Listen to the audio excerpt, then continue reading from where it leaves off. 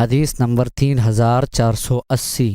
حضرت حبیبہ بنت ابو سفیان رضی اللہ تعالی عنہا سے مروی ہے، فرماتی ہیں رسول اکرم صلی اللہ علیہ وسلم میرے پاس تشریف لائے تو میں نے پوچھا میری بہن یعنی ابو سفیان کی بیٹی کے بارے میں آپ کا کیا خیال ہے؟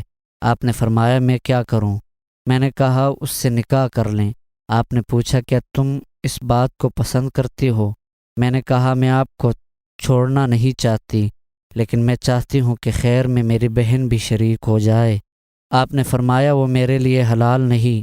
ام المؤمنین فرماتی ہے میں نے کہا مجھے پتہ چلا ہے کہ آپ درہ بنت ابی سلمہ سے نکاح کرنا چاہتے ہیں۔ آپ نے پوچھا ام سلمہ کی بیٹی سے؟ میں نے کہا جی ہاں۔